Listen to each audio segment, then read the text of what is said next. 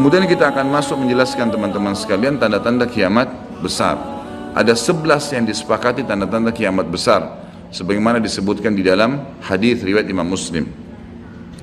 Yang pertama adalah keluarnya Dajjal. Dan Dajjal ini diambil dari kata-kata Dajjala yang berarti kekacauan. Dan ini digunakan untuk nama seseorang yang memang akan dikeluarkan oleh Allah Azza wa Jal sebagai fitnah bagi kaum muslimin. Makanya kita dalam tahiyat membaca wa'udzubika min fitnatil masiih dajjal, dan jauhkanlah kami dari fitnahnya Masih Dajjal. Nanti akan saya paparkan panjang lebar.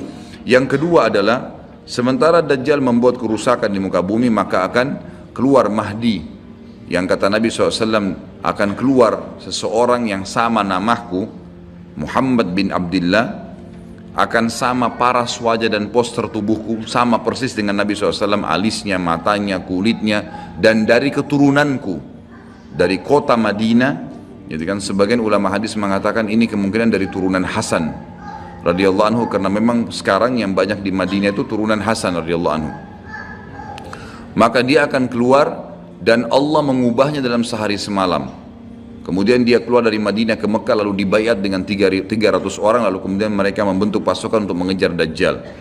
Kemudian yang ketiga, pada saat itu, nanti akan saya jelaskan panjang lebar, ini garis umumnya dulu.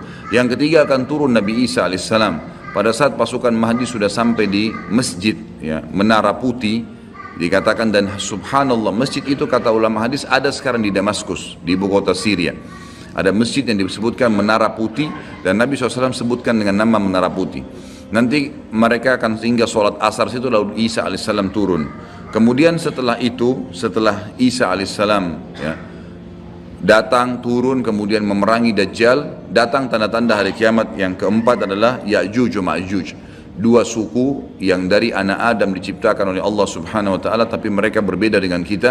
Mereka sangat beringas, memakan semuanya, kala jengking, ular, hewan-hewan, jumlahnya banyak. Bahkan seseorang di antara mereka tahu kalau akan mati kalau seandainya sudah memiliki 1000 orang anak.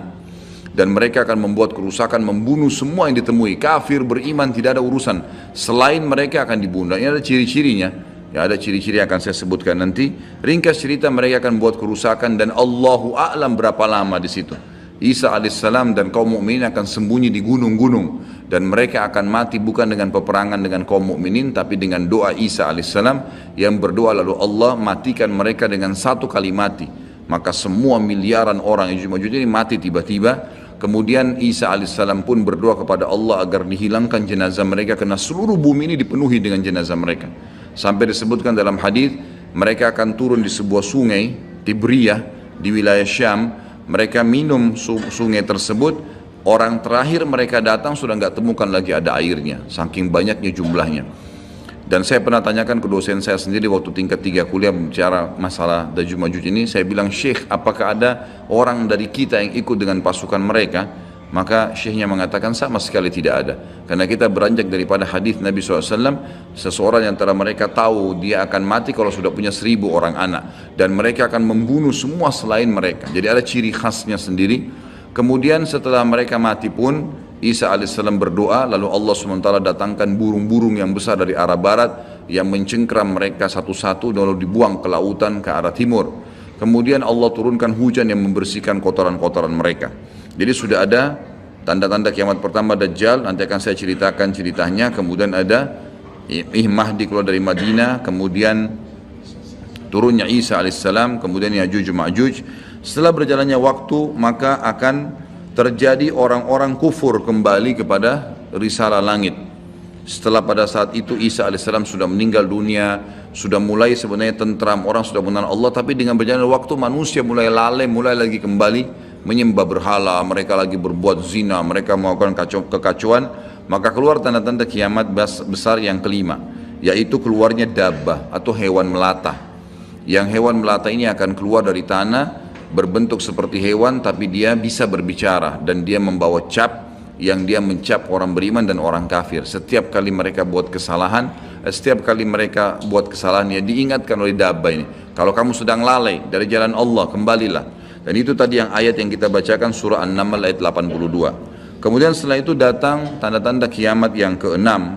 Setelah keluarnya dabbah, maka akan terjadi 6, 7, 8 sekaligus tanda-tanda kiamat ini, yaitu terjadinya longsor besar di wilayah timur Jazirah Arab, tepatnya wilayah timur itu Irak, Iran, Afghanistan, Rusia, itu wilayah timur Jazirah Arab. Akan terjadi longsor besar yang tidak bisa lagi ditutup, dan terjadi juga longsor besar, tanda-tanda kiamat yang ketujuh itu adalah di Jazirah Arab, dan juga terjadi di wilayah baratnya Jazirah Arab, yaitu wilayah Afrika, dan ini juga akan longsor besar gitu kan. Kemudian terjadilah tanda-tanda kiamat yang selanjutnya, yang ke berapa? 9, keluarnya api dari wilayah Qa'rul Aden namanya, atau wilayah padang pasirnya wilayah Aden. Aden salah satu kota di Yaman gitu kan. Dan sekarang ini sudah ada diangkat di YouTube, dicuplikan, dan saya pernah lihat sebagian padang pasir wilayah Aden ini yang disebutkan dengan Qa'rul Aden itu memang tidak ada orang yang tinggal situ karena panasnya gitu kan. Dan ada wilayah padang pasir yang sempat terbelah, dan mereka melihat dan diteliti secara ilmiah di bawah itu ada api yang sangat besar. Jadi ini sudah disebutkan dalam hadis Nabi sallallahu alaihi wasallam. Kemudian selanjutnya akan terbit matahari dari barat, sebagaimana dia biasa terbenam dari situ. Ini ada berapa? 10 ya? Berarti ada satu yang tertinggal ya. Iya, keluarnya asap, maaf. Jadi sebelum terjadinya longsor 6, 7, 8 tadi, yang keenamnya itu adalah kelihatannya kabut. Di seluruh muka bumi ini akan terjadi kabut yang menutupi bumi ini, dan semua dunia ini akan melihat kabut itu dalam beberapa waktu. Inilah 11 tanda-tanda kiamat besar. Baik, kita akan rincikan dengan izin Allah satu persatu. Kalau terjadinya atau keluarnya Dajjal, ini disebutkan dalam banyak hadis, banyak sekali, dan ini yang paling banyak diingatkan. Di antaranya hadis Bukhari yang berbunyi, kata Nabi SAW, tidak ada seorang Nabi pun kecuali sudah mengingatkan kaumnya tentang si buta sebelah kanan ya. Jadi memang dia cirinya buta sebelah kanan. Dajjal memiliki ciri khas, rambutnya keriting, kemudian kulitnya mendekati hitam ya. Jadi sawo matang, badannya kekar, kemudian dahinya lebar ya. Dan orangnya mata kanannya rusak seperti anggur yang sudah rusak. Dan kata Nabi SAW, ingatlah dia akan mengaku sebagai Tuhan, dan ketahuilah Tuhan kalian Allah tidak buta sementara dia buta. Kemudian orang-orang pada bertanya, ya Rasulullah, bagaimana bisa orang mengikutinya? Kata Nabi SAW, pada saat itu dunia akan ditimpa kelaparan, dan Dajjal memiliki bergunung-gunung makanan. Ini bahasa wahyunya begitu. Allahu alam seperti apa, yang jelas dia bergunung-gunung memiliki makanan, dan dia akan melewati seluruh muka bumi ini. Tidak ada satu tempat pun kecuali dia akan lewati, melainkan akan dilewati kecuali Madinah dan Mekah. Itu yang dia tidak bisa masukin. Dajjal akan membuat kerusakan di muka bumi 40 hari. Satu hari pertama seperti setahun, satu hari kedua seperti sebulan, satu hari ketiganya seperti sepekan, dan sisa harinya seperti hari-hari kalian. Berarti setahun, 2 bulan, 2 pekan.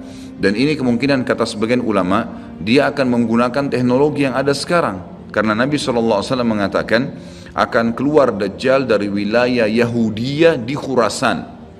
Wilayah Yahudiyah ini subhanallah, sekarang di Iran ada satu perkampungan namanya Yahudiyah, diberikan nama itu, dan mayoritas penduduknya orang Yahudi. Kata Nabi SAW, Dajjal akan keluar dari wilayah Yahudiyah di Khurasan. Khurasan itu Iran gitu kan. Dan sekarang ini sudah ada, semua ini ada. Tidak mungkin salah sabda Nabi SAW. Dikatakan akan keluar dan diikuti dengan 70.000 orang Yahudi. Dan sebagian ulama hadis mengatakan pada saat itu teknologi sangat canggih seperti sekarang, lebih canggih lagi, gitu kan? Sehingga Dajjal mengelilingi muka bumi ini dengan 1 tahun 2 bulan 2 pekan itu sudah kelilingi seluruh dunia. Dan setiap kali kata Nabi SAW dia memasuki sebuah wilayah dan orang-orang beriman padanya, maka wilayah itu akan subur, turun hujan dari langit, perekonomian mereka, ya, perkebunan, peternakan semua akan subur. Dan setiap wilayah yang ditinggalkan oleh Dajjal tidak mau beriman, maka akan susah, hujan tidak turun dari langit, hasil mereka mengurang dan seterusnya. Jadi memang ini sabda Nabi SAW, disuruh kita menghindar, bukan melawannya. Dajjal akan terus membuat kerusakan di muka bumi dan banyak sekali pengikut-pengikutnya. Kata sebagian ulama hadis, beritanya akan merambak sangat cepat dan banyak pengikutnya karena menggunakan media. Kemungkinan menggunakan media kayak kita sekarang merambat luar biasa, mudah ditangkap informasinya. Dajjal akan dikenal oleh orang-orang, Jadi orang-orang akan banyak yang tidak beriman sama Allah, yang munafik, semuanya ikut. Termasuk ada yang mengaku Islam tapi munafikin menjadi pengikutnya Dajjal. Ya. Kemudian Dajjal akan keliling terus di muka bumi sampai dia tiba di Madinah, yang diceritakan kota Madinah. Dan dia tidak bisa memasuki kota Madinah karena di setiap pintu gerbangnya ada malaikat yang menghunuskan pedang. Ada 2 malaikat yang menghunuskan pedang dan menghadangnya. Maka Dajjal pun tidak bisa masuk. Allahu alam bagaimana ini terjadi, tapi ini sabda Nabi SAW. Lalu Dajjal pun mencari gunung tertinggi yang ada di sekitar perbatasan Madinah. Sebagian ulama yang pernah saya tangkap bahasa mereka mengatakan batas Madinah yang paling mudah dijangkau dan masuk adalah Wadi Aqiq. Wadi Aqiq sebuah lembah yang kebetulan dulu berada di depan kampus kami. Jadi di situ dianggap kalau sudah keluar dari situ berarti sudah keluar dari wilayah haram itu sendiri. Allahu alam, ini ijtihad tentunya. Tapi yang jelas Dajjal akan naik ke atas sebuah gunung, kemudian dia berkata kepada para pengikutnya, apakah kalian melihat istana putih itu? Maka mereka semua melihat ke arah Masjid Nabawi. Lalu mereka mengatakan iya. Kata Dajjal, itulah istananya Muhammad yang aku tidak bisa jangkau. Dan subhanallah sekarang Masjid Nabawi warnanya seperti istana putih, gitu kan? Tanpa disadari dengan menggunakan marmer putih besar. Begitu juga dengan perluasannya nanti. Memang kalau dari kejauhan seperti istana yang sangat mewah, gitu kan? Ringkas cerita, Dajjal pun akhirnya sebelum pergi, dia sempat menyentakkan kakinya, kata Nabi SAW, sehingga membuat terjadilah gempa di Madinah dan membuat seluruh orang munafik di Madinah keluar jadi pengikutnya. Jadi gempa dan hanya tinggal di sana orang-orang beriman. Hanya tertinggal di sana orang-orang yang beriman. Lalu keluarlah sebelum Dajjal pergi, keluarlah satu anak muda yang kata Nabi SAW orang terbaik pada saat itu. Orang terbaik pada saat, orang yang paling luar biasa imannya. Masih muda di sini ulama mengatakan istilah syab dalam bahasa Arab bisa dari mulai balik 12 tahun sampai 40 tahun. Nanti keluar seorang anak muda yang diistilahkan syab antara umur ini, kemudian keluar dan sempat melihat Dajjal. Maka Dajjal pun mengatakan menangkapnya segera dan mengatakan saya Tuhanmu. Maka orang tersebut mengatakan kau adalah Dajjal yang telah diceritakan oleh Nabi SAW. Karena dalam hadis yang lain dikatakan setiap orang mukmin bisa melihat di dahinya tulisan kafara yang berarti kufur. Dia bisa membaca bahasa Arab atau tidak, tapi dia akan bisa membaca dengan hikmah Allah. Matanya orang mukmin bisa melihat itu sehingga dia tahu ini adalah Dajjal. Kemudian Dajjal pun mengambil gergaji dan membelah 2 dari kepala sampai kemaluannya sehingga anak muda itu terbelah 2 dan Dajjal melewati tengah-tengahnya dan seluruh pengikutnya bersorak-sorak. Lalu Dajjal berkata, bangkitlah, bangkit kembali bersatu. Lalu kata Dajjal, apa kau sudah yakin saya Tuhanmu? Maka Dajjal mengatakan, maka anak muda itu mengatakan, justru saya tambah yakin kau adalah Dajjal. Setelah itu dia berusaha membunuhnya tapi dia tidak mampu lagi. Allah sudah selamatkan. Maka Dajjal pun meninggalkan lokasi tersebut. Lalu puncaknya Dajjal menuju ke Palestina. Dan dia akan bermarkas di sebuah tempat namanya Babulut. Babulut dalam hadis. Subhanallah, sekarang ini sudah ada kota di Israel yang mereka rebut wilayah Palestina, sebuah seperti kecamatan, ya, kalau yang saya tangkap, saya pernah ada cuplikannya, itu ternyata diberikan nama Babulut oleh orang Yahudi. Dan ini disebutkan dalam hadis dengan lafaz itu Babulut, ya, Bablut, gitu kan. Ini subhanallah saya lihat cuplikannya Babulut, gitu. Ini luar biasa nih, seperti sabda Nabi SAW. Dan sekarang mereka lagi fokus membangun, menjadikan wilayah itu wilayah yang paling mewah di Israel. Subhanallah, gitu kan. Dajjal akan menuju ke sana dan sementara dia menuju ke sana, setiap wilayah yang dia lewatin, salah satunya disebutkan dalam hadis Bukhari adalah dia akan melewatin satu wilayah yang sangat banyak masyarakatnya. Ya Allahu alam ini di mana? Apakah di wilayah Cina? Apakah di pokoknya masyarakat komunitasnya paling besar. Kita tahu sekarang Cina sama India ini tempat yang sangat luas. Banyak masyarakatnya, dia akan melewati wilayah yang banyak masyarakatnya, lalu kemudian dia berkata kepada pemimpinnya, Allahu alam, ini presiden kah, raja kah, kepala suku kah, dia akan berkata bahwasanya saya Tuhanmu. Maka orang itu mengatakan, apa buktinya kau Tuhan saya? Dia bilang, bagaimana kalau saya hidupkan kedua orang tuamu? Apa kau akan percaya saya Tuhanmu? Maka orang itu berkata, tentu saja. Ada Dajjal, tunjukkan kuburannya, ditunjuk kuburannya, lalu Dajjal mengatakan keluarlah. Maka keluarlah orang tuanya dan berkata ibu ayahnya, ikutlah pada orang ini ikutlah pada ini karena dia adalah Tuhanmu. Maka akhirnya kepala suku atau kepala negara itu pun menyatakan ikut dan seluruh masyarakatnya ikut. Jadi luar biasa, miliaran orang jadi pengikut Dajjal pada saat itu. Maka Nabi SAW sudah membongkar buat kita itu, berkata apa? Itulah dua syaitan yang menjelma untuk menipu manusia. Dan itu puncak terakhir sekali sebelum Dajjal menuju ke Israel. Lalu kemudian dia menuju ke Palestina, tapi disebutkan Israel, dikatakan Palestina dalam hadis. Lalu menuju ke sebuah wilayah yang namanya Babulut tadi. Lalu Dajjal berpesta pora di sana dengan pengikut-pengikutnya, mentuhankan dia. Dia berikan makanan, kaya raya, segala macam dia bisa lakukan, fitnah gitu kan. Akhirnya keluarlah pada saat sementara dia berjalan ke Babulut dan tiba di Babulut, keluarlah di Madinah Mahdi. Dan Mahdi ini adalah keturunan Nabi SAW, tadi saya bilang keluar dari Madinah, kemudian Allah memperbaiki dia dalam sehari semalam. Kata sebagian ulama hadis, Allah berikan petunjuk sehingga dia menjadi baik langsung, gitu kan. Tadinya dia faham agama tapi belum diaplikasikan, sekarang dia langsung Allah SWT ubah menjadi orang yang saleh dalam sehari semalam. Lalu kemudian dia jalan, ada banyak riwayat yang menyebutkan ciri-cirinya. Di telapak tangannya ada seperti bekas ya, tanda lahir.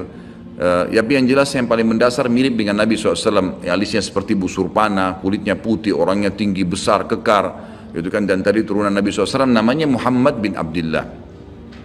Maka dia pun akhirnya didatangi oleh orang-orang yang pada saat itu sudah tahu tentang keluarnya Dajjal, sudah informasi menyebar. Maka mereka juga sudah tahu ada orang yang akan membentuk pasukan dari Madinah namanya Muhammad bin Abdullah. Lalu mereka carilah keturunan Nabi SAW itu, lalu ditemukan.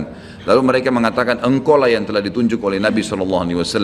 Maka keluarlah memimpin kami untuk memerangi Dajjal. Dia pun awalnya menolak sampai dia pergi ke Mekah, kata Nabi SAW, lalu diikuti oleh 300 orang masyarakat membaiatnya. Lalu terbentuklah pasukan muslimin yang tidak tahu Allahu alam berapa jumlahnya pada saat itu. Lalu mereka menuju ke Palestina, melewati negeri Palestina, melewati negeri Syria, dan akhirnya mampir di Masjid Darul Bayda tadi, menara putih yang tujuannya untuk mengerjakan sholat asar. Dan pada saat itu terjadilah tanda-tanda kiamat besar ketiga. Isa alaihissalam akan turun. Kata Nabi SAW, Isa alaihissalam akan turun, rambutnya basah, meneteskan air dan memegang dua sayapnya malaikat. Sebagian ulama hadis mengatakan pada saat itu kaum mukminin akan melihat malaikat yang membawa Isa alaihissalam. Kemudian dia turun dan dia masuk. Kemudian kata Nabi SAW, Mahdi adalah satu-satunya orang, ya, salah satu orang yang Nabi sholat jadi makmum di belakangnya. Karena waktu turun Nabi Isa, orang sudah tahu semua ini akan turun, lagi berkumpul gini mau sholat, pas mau iqamah sholat Isa alaihissalam turun. Dan orang-orang sudah mengatakan Isa sudah datang. Jadi informasi pasti, bukan lagi yang diragukan, bukan masih nebak ini Isa atau bukan, mereka sudah tahu. Turunnya kelihatan dan mereka masuklah. Lalu kemudian Mahdi mengatakan, silakan memimpin hai Nabiullah. Kata Nabi Allah, imam dari diri kalian, dari kalian sendiri, dari kaum muslimin. Maka akhirnya dia pun menjadi imam. Kemudian terbentuklah pasukan tersebut, tiba di Babulut. Saya tutup dengan kisah Babulut ini. Pada saat tiba di Babulut, ya, tiba di Palestina, maka Dajjal tidak tahu yang datang ini siapa. Disebarkan berita oleh pengikutnya mengatakan, hai Dajjal, sudah datang pasukan yang ingin memerangi kita. Lalu Dajjal mengatakan, siapa yang berani mengalahkan saya? Siapa yang bisa? Bukakan pintu gerbang, kita tantang. Dia nggak tahu kalau Isa alaihissalam yang datang. Kemudian pada saat dibukakan, Dajjal dengan sombongnya, dia tahu dia tidak mati, gitu kan, punya kekuatan super yang luar biasa. Begitu dibuka pintu gerbang, dia sengaja nunggu di pintu gerbang untuk menunjukkan, mendemonstrasikan kemampuannya di depan para pengikutnya. Ternyata waktu dibuka pintu gerbang, Isa alaihissalam di depan pasukan muslimin. Dan akhirnya begitu melihat Isa, dia coba melarikan diri dan badannya meleleh seperti melelehnya lilin, gitu kan. Jalan terus meleleh sampai akhirnya Isa alaihissalam mengejarnya sambil mengatakan, wahai musuh Allah, sudah saatnya kau mati. Diletakkan di tanah, ditekan oleh Isa alaihissalam, lalu kemudian ditombak di antara dua matanya dengan tombak emas, yang akhirnya membuat Dajjal mati. Pada saat itu pun Yahudi mengetahui masalah itu, sehingga mereka menyebar. Ya, mereka menyebar dan Isa alaihissalam sudah tahu instruksi dari Allah untuk membunuh semua pengikut Dajjal. Maka semua pun pengikut Dajjal dari Yahudi ini menyebar di bawah pohon, di atas batu, dan semuanya akan berbicara mengatakan, hai muslim, ini Yahudi, bunuhlah dia. Maka semuanya pun dibunuh oleh kaum muslimin kecuali satu pohon, pohon garkat. Pohon garkat ini pohon yang punya duri dan buahnya pahit. Dulu di kuburan Baqi cukup banyak, ya. Sekarang subhanallah di Israel paling banyak ditanam pohon garkat karena mereka tahu bahwasanya itu tidak akan berbicara untuk menunjukkan siapa mereka. Jadi kebodohan orang Yahudi tahu kebenaran ini tapi mereka tidak beriman. Makanya wajar Ibnu Abbas berkata dalam nama ghairil maghdubi alaihim, bukan orang yang dirmukai adalah orang-orang Yahudi karena kebodohannya. Maka pada saat itu pun dibunuhlah semuanya. Dan termasuk kata ulama hadis sebenarnya yang sembunyi di sekitar pohon garkat. Garkat ini tidak bicara, hai muslim ini Yahudi. Tapi orang Islam pada saat itu kata ulama hadis mengetahui kalau ini pohon garkat. Mengetahui kalau ini pohon garkat. Jadi memang sudah punya gambaran. Sehingga walaupun sembunyi di pohon garkat tetap akan dibunuh oleh kaum muslimin. Karena orang-orang Yahudi tidak mengikrarkan syahadat. Mereka walaupun sudah tahu kebenaran, mereka memang tidak mau syahadat. Makanya Nabi SAW mengatakan, jangankan Isa AS, Nabi Muhammad SAW saja di zamannya, kata beliau kalau ada 12 orang dari Yahudi yang mengucapkan syahadat, beriman pada saya, maka seluruh Yahudi akan beriman. Saking sulitnya, 12 orang saya sudah cukup. Tapi pada saat itu pun sama, walaupun dibunuh mereka tidak mau beriman kepada Allah SWT. Ini juga terjadi pada saat terjadi pembunuhan suku Quraidah. Jadi pada saat itu Nabi SAW mengepung mereka, diberikan kesempatan untuk taubat. Mereka tidak mau, akhirnya mereka menganggap kalau dibunuh oleh Nabi SAW, dibunuh oleh kaum muslimin, mereka akan menuju ke surga, gitu kan. Jadi mereka pasrah dengan dibunuh, mereka anggap itu akan menuju ke surga. Dan ini kebodohan, ya, ini kebodohan. Maka pada saat itu selesailah urusan orang-orang Yahudi ini, dan Isa AS akan memimpin di muka bumi selama, ada riwayat mengatakan 7 tahun, ada yang mengatakan 40 tahun. Membuat keadilan, dan Isa akan membunuh semua babi, menghancurkan semua salib, dan tidak ada rumah satupun kata Nabi SAW di muka bumi kecuali akan masuk ke dalam Islam, baik dalam keadaan mulia ataupun menolak, terhina. Jadi sudah tidak ada, seluruh muka bumi ini akan jadi Islam pada saat itu.